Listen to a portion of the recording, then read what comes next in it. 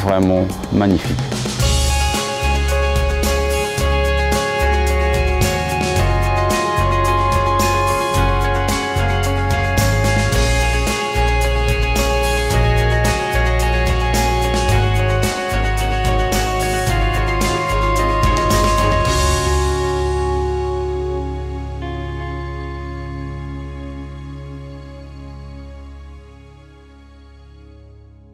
Bonjour à toutes et à tous, je suis très heureux de vous accueillir dans ma région pour cette nouvelle vidéo.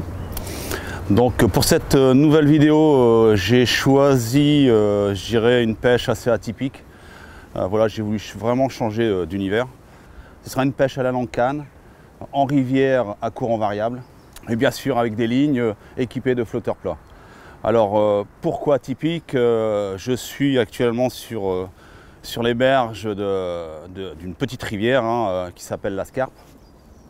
En règle générale, ça fait 20, 22, 23 mètres de large en fonction des lieux. Mais ici, la particularité, c'est que cette rivière traverse le canal à grand gabarit et donc elle subit en fait les variations de courant des éclusiers parce que bon, le trafic fluvial est quand même assez important. Et donc on peut passer d'une pêche avec un flotteur de 6 grammes en 15, 20, 25, 30 grammes en quelques secondes. Et en plus, les niveaux vont baisser de 10, 15, 20, 25, 30, 40 cm. Donc c'est particulier, c'est très difficile à pêcher. Il faut savoir suivre le mouvement du courant. Et alors, l'avantage de pêcher dans ce secteur, c'est qu'il y a une très grosse population de brames, quand je dis de brames, de grosses brames, qui sont présentes. Elles se nourrissent des particules qui voyagent dans les couches d'eau. Et l'hiver, elles sont souvent rassemblées dans cet endroit. Et donc, bien sûr, on va essayer de faire de très beaux spécimens. Alors, le point noir, je dirais, c'est que on est dans le nord. Les températures depuis 2 jours, elles ont baissé. Alors les demoiselles n'aiment pas trop le froid. En règle générale, dès qu'il y a une baisse de température, elles ont tendance à ne plus bouger et elles s'alimentent très peu. Donc j'espère vous présenter quand même quelques beaux spécimens.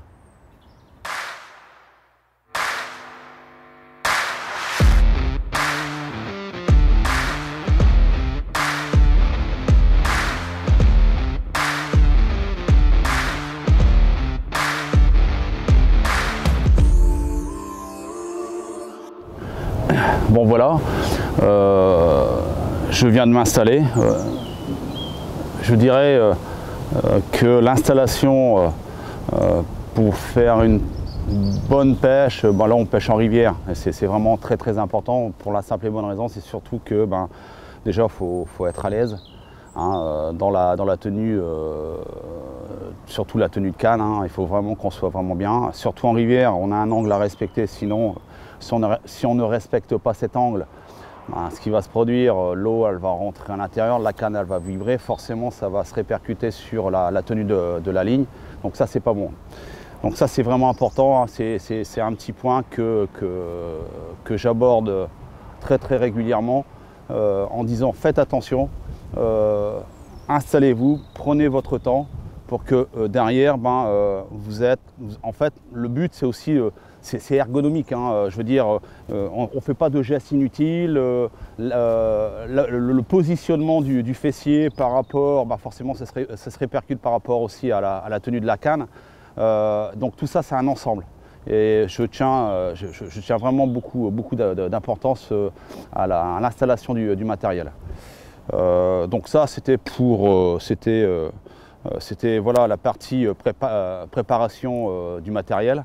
Ensuite, la partie technique, quand je dis la partie technique, c'est les lignes que je vais utiliser. Donc je vous ai parlé tout à l'heure de lignes montées avec des flotteurs plats. En fait, je vais utiliser 2 sortes de flotteurs. Donc dans un premier temps, je vais utiliser le Torpedo. Donc c'est un flotteur assez futuriste.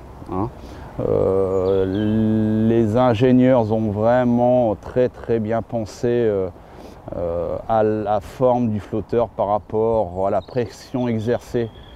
Quand je dis la pression du courant à exercer sur le flotteur. Forcément, si je prends le flotteur plat et j'exerce une force forcément sur cette partie du flotteur, forcément le flotteur il va basculer. Donc le but c'était justement de pouvoir casser ce courant, et donc ils ont pensé à faire une forme assez particulière, de façon à pouvoir avoir une force, je dirais, minimum, une force minimum portée sur le flotteur.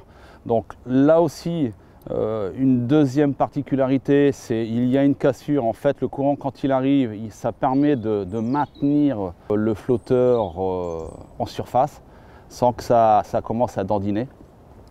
Ça, c'est la particularité du torpedo. Et puis aussi, donc l'inclinaison, forcément, quand vous allez pêcher au plat, malgré cette forme assez fuselée, forcément, il y aura quand même une pression exercée sur le flotteur, et donc il aura tendance à s'incliner, donc naturellement. Là aussi, il faut trouver le bon grammage en fonction de la force du courant. Et donc pour cela aussi, je prends, là pour cette pêche d'aujourd'hui, j'ai choisi de prendre un flotteur assez large, de façon, donc en plus, c'est une antenne fuselée aussi. Quand vous la prenez sur cet angle-là, on voit bien que on ne sait pas faire la différence entre une antenne traditionnelle et une antenne plate. Et donc par contre, quand je la bascule, on s'aperçoit qu'effectivement elle est vachement large, mais elle garde quand même toute cette sensibilité. Forcément, il y a une différence entre une antenne traditionnelle et une antenne plate, car aujourd'hui je vais quand même utiliser des èches assez grosses, donc il faut quand même une antenne qui soit assez porteuse. Voilà, donc ça c'était le flotteur torpedo, là, que j'apprécie vraiment, j'adore pêcher avec ce style de flotteur. Et dans un deuxième style, donc là on appelle ça le bubble. C'est un flotteur qui se trouve entre les deux, entre un flotteur plat et un flotteur boule. Alors l'avantage de ce flotteur là, c'est que vous avez la possibilité aussi de faire des coulées. Voilà. Vous avez la possibilité de faire des coulées tout en ayant une très bonne tenue, mais aussi de caler la ligne. Donc voilà, donc c'est un flotteur qui jongle entre les deux, et ça aussi j'apprécie. Donc là, pour aujourd'hui, j'ai choisi une antenne creuse, cylindrique, une antenne, je dirais, traditionnelle. Voilà. Donc ça, c'était la partie flotteur. Ensuite, on va passer au montage des lignes. Donc là, j'ai pris une ligne montée sur un bubble. Donc comme je vous l'ai dit tout à l'heure, c'est un flotteur qui se trouve entre les deux, entre un flotteur traditionnel puis un flotteur plat. Ma ligne est composée de plusieurs plombs. Donc c'est des plombs quand même assez gros. Voilà, il faut essayer de trouver quand même l'harmonie, une harmonie, de dire ben voilà, de ne pas en mettre trop, et l'inverse aussi. Donc là j'ai mis à peu près 8 plombs. Donc j'ai ma masse principale qui se trouve à peu près à 40-45 cm de l'hameçon, et j'ai mis un plomb intermédiaire de façon à pouvoir créer cet angle à la descente de la ligne. Comme ça évite que mon bas de ligne s'entoure autour de la masse. Au niveau du bas de ligne, je vais utiliser un bas de ligne assez long de 30 cm avec un hameçon MX B3, donc de taille 14. Alors MX B3, la particularité de cet hameçon là, déjà il est un peu plus fort de fer, mais aussi sa large ouverture permet de mieux positionner les terreaux sur l'hameçon, surtout que je vais en mettre plusieurs sur l'hameçon, et c'est préférable d'utiliser quand même un hameçon assez large. Après, donc là c'est c'est une ligne. Donc le bubble, c'est une ligne de 8 grammes. Voilà, que voici. Donc je mets à peu près 4 gaines, hein, 3 gaines sur la quille et puis une gaine sur la partie extérieure. Donc là aussi, j'ai monté sur 2 brins, un élastique de 2, un creux corps tendu. L'avantage du creux, et vous le savez, c'est que ça permet d'avoir une énorme capacité d'allongement. Vous pouvez aussi le tendre un maximum tout en ayant cette puissance au ferrage, parce que bon, vous pêchez quand même avec des flotteurs assez lourds. Le but, c'est de pouvoir accompagner toute cette masse au ferrage. Donc il faut quand même un élastique qui soit suffisamment tendu. Et je trouve que le corps passe très bien sur ce type de pêche. Donc là on passe sur un torpedo. Donc j'ai choisi de faire une ligne d'une portance de 30 grammes. Comme je vous l'ai dit tout à l'heure, c'est quand même une pêche atypique où on subit les variations de courant des écluses. Donc on passe de 6 grammes à 30 grammes en quelques secondes. Voici comment je procède pour pouvoir faire une ligne de ce grammage-là. Donc j'utilise des grosses billes, voilà, des grosses billes. Donc de différents grammages, hein, 8, 6, voilà, j'essaie de faire une queue de rat, mais pas aussi importante, hein. Il faut vraiment trouver le juste équilibre. Donc la petite astuce, hein, quand vous pêchez avec des flotteurs très porteurs, donc là, vous voyez, c'est des billes. Et avec la manipulation de la ligne, donc les billes vont voyager sur le nylon, ils auront tendance à mater, je dirais, la bille. Et donc à un moment donné, ça va s'écraser, ça ne va pas faire joli. Et voilà. Hein, et puis la bille, vous ne pourrez plus l'utiliser. Donc moi, ce que je fais, je prends des petites gaines, hein, que je coupe à peu près d'1 millimètre, que je mets entre les billes. En fait, ça a le rôle d'amortisseur. Voilà, comme vous le voyez, c'est le rôle d'amortisseur. Après, c'est simple, hein. Moi, je mets un stop float de façon à pouvoir amortir quand même cette masse. Puis, je fais une ligature tressée de façon à rigidifier cet endroit, parce qu'avec la masse, quand vous allez jeter votre ligne, la ligne elle va descendre très vite avec une portance de 30 grammes, c'est normal. Donc ça risque de venir, si vous ne faites pas ça, si vous ne rigidifiez pas cet endroit-là, ce qui va se passer, c'est que ça va s'entourer autour du plomb et puis ce ne sera pas pêchant. Donc là, le but, c'est de pouvoir faire un tressage à peu près de 5-6 cm. Vous mettez des protèges nœuds, hein, aux extrémités avec un émerillon. Voilà, comme ça, ça permet que quand vous posez la ligne, d'avoir toujours cette rigidité qui va se former à la descente.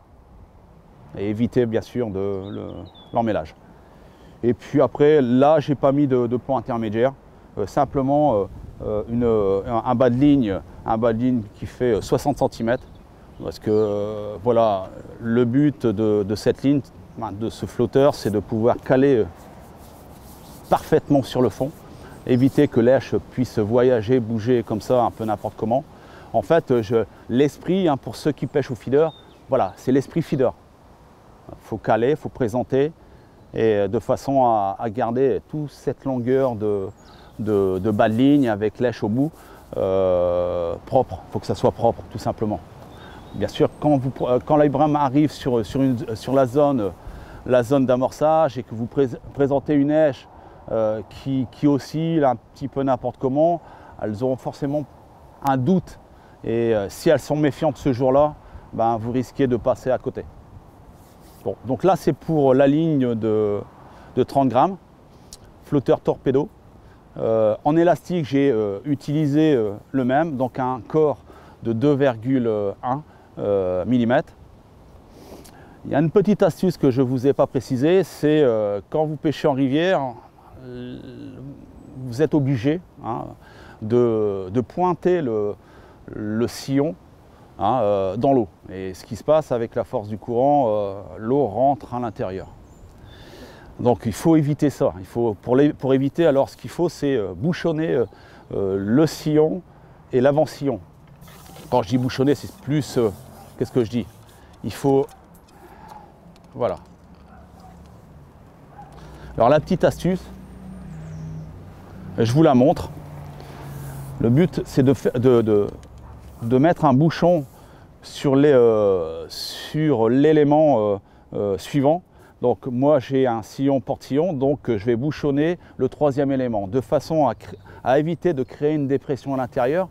Si je crée une dépression à l'intérieur, l'eau va rentrer plus facilement à l'intérieur et à un moment donné, la canne elle sera plus pléchante, ça va devenir une saucisse.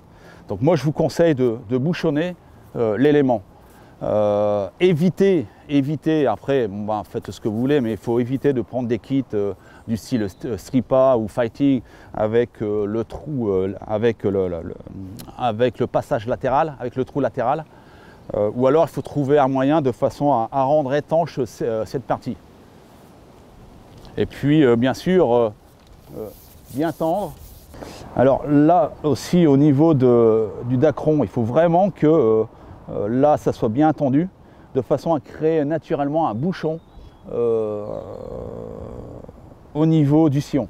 Sinon, il y a une ouverture et ça rentre à l'intérieur et après, vous allez avoir une saucisse au bout de la canne.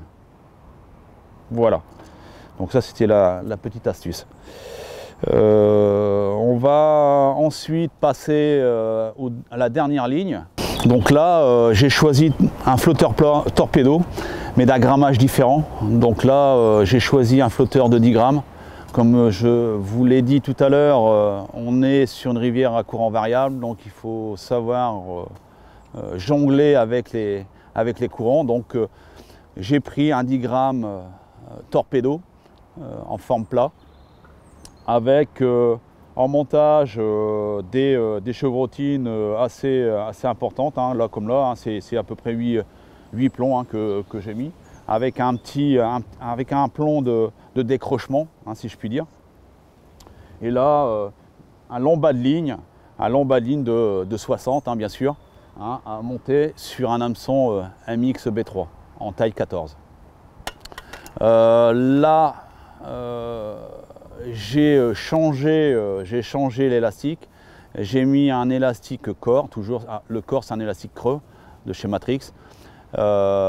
Mais j'ai descendu légèrement en taille, j'ai tendu un peu plus et j'ai pris du 1,8 mm en diamètre. Suffisamment tendu pour que le sillon soit protégé de l'eau. Toujours sur 2 bras, sillon porte-sillon, avec un bouchon au troisième élément de façon à éviter que l'eau puisse rentrer à l'intérieur. Voilà, donc là, j'ai fini sur le montage des lignes. Donc, 4 lignes, 2 bubbles, 2 plats, torpedo, 6, 8 en bubble, 10 et 30 en flotteur plat, torpedo. Je vous propose de passer à la partie topographique du fond. Quand je dis topographique du fond, c'est le sondage, bien sûr, afin de savoir où je vais déposer mon amorce, afin de savoir aussi si j'ai un fond propre, si à la fin de la coulée j'ai un accroc. Voilà, il y a quand même pas mal de paramètres qu'il faut surveiller, qu'il faut prendre en compte, et ça c'est aussi une partie très très importante. Voilà, allez, c'est parti. Donc là j'utilise une sonde en forme pyramidale que vous voyez ici. Voilà, je pense qu'en termes de précision, aujourd'hui, il n'y a pas mieux.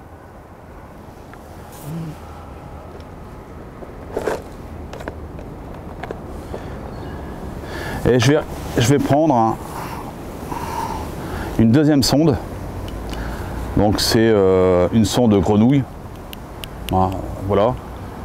Ou avec, et en fait, comme sur ma ligne de 8 grammes, j'ai décalé le plomb je dirais un plomb de touche, je dirais plus un plomb de présentation hein, pour éviter l'emmêlage. Voilà, le but c'est de pouvoir traîner à peu près de cette longueur là. Donc si je mets qu'une sonde à l'hameçon, je ne serai pas forcément assez précis hein, dans le sondage, donc d'où l'intérêt de mettre une deuxième sonde, de façon à dire ben voilà, je dépose et après je viens mettre ma sonde ici pour que j'arrive à ras. L'antenne, il faut qu'elle arrive à ras de la surface.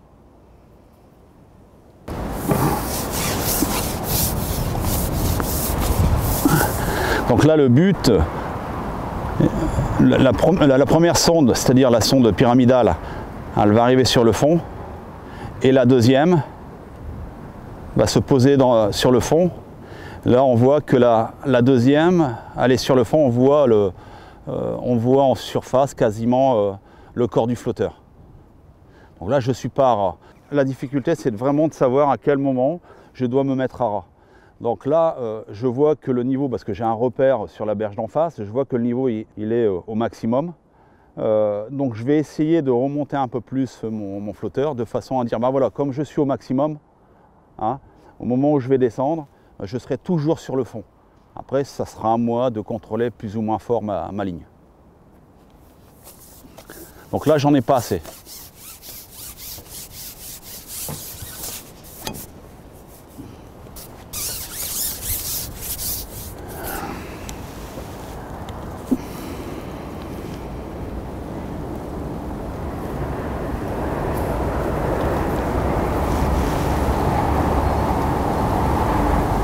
Faire attention hein, parce que le temps que je règle ma ligne, le niveau risque de bouger. Donc il faut vraiment avoir les yeux sur la berge d'en face.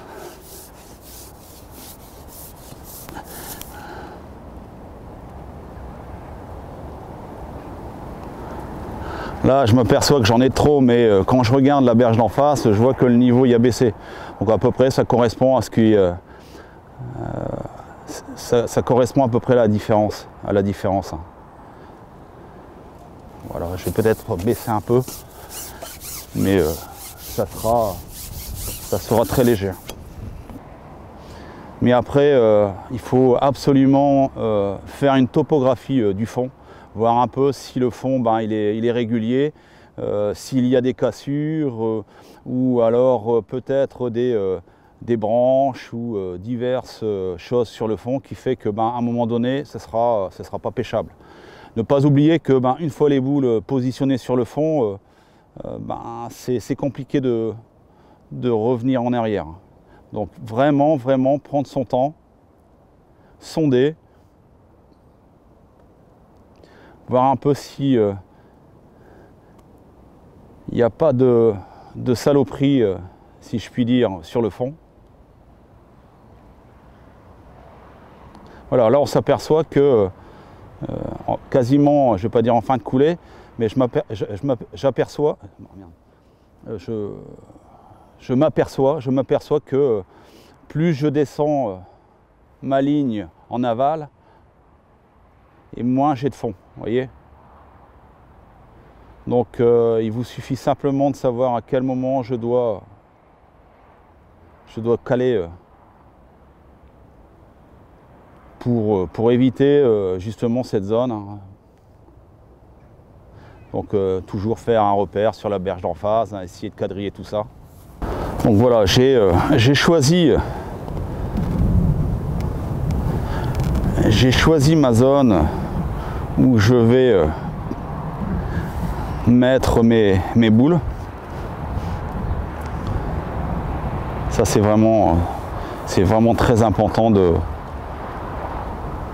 savoir où positionner précisément l'amorce sur le fond. Voilà. Ok. Bon là j'ai fait le réglage sur la ligne bubble de 8 grammes. Après il vous suffit simplement de reporter en fonction de ce que vous souhaitez. Soit plus de traîne ou moins de traîne sur les autres lignes. Donc il suffit de tout simplement de les positionner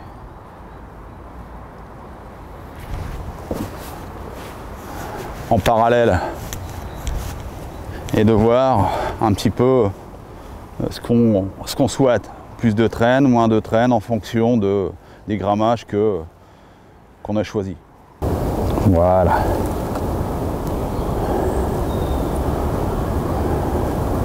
Voilà. La digramme aussi.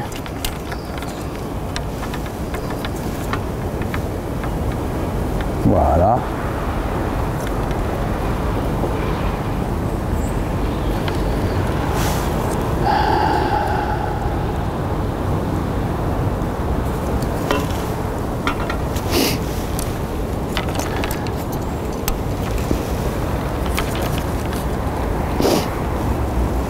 Et le petit bobble de 6 grammes, ben lui, je vais lui mettre un peu moins de traîne, de façon à pouvoir l'utiliser un peu comme une ligne, je dirais passe-partout. Hein. Je vais la faire voyager sur les différentes longueurs, de façon à pouvoir cibler les poissons. J'ai donc fini cette partie sondage, faire une topographie du fond, mes lignes sont réglées. Donc je vous propose de passer à la partie amorçage.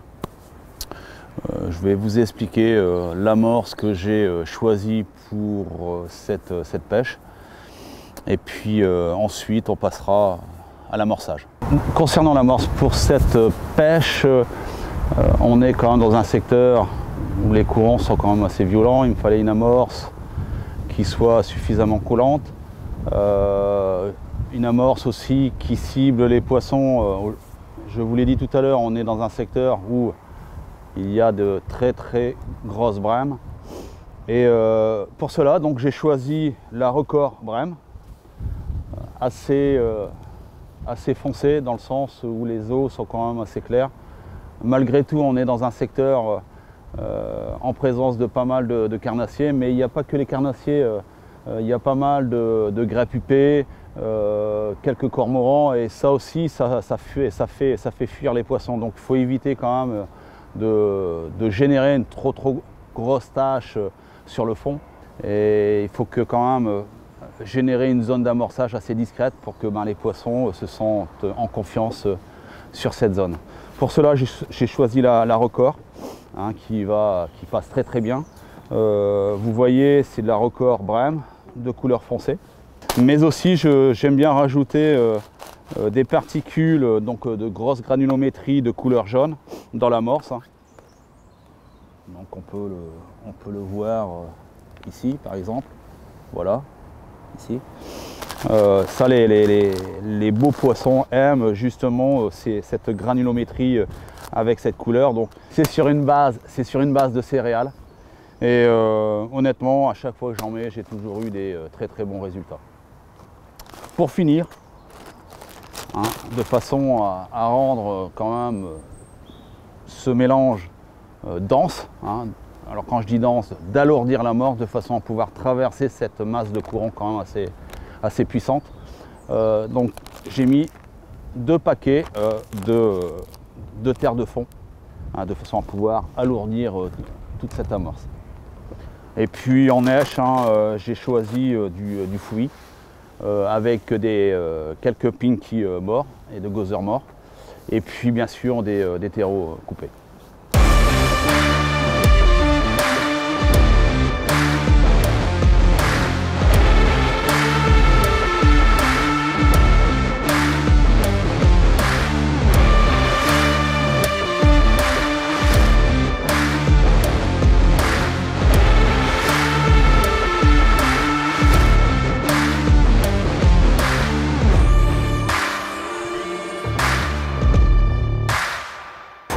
faut être patient.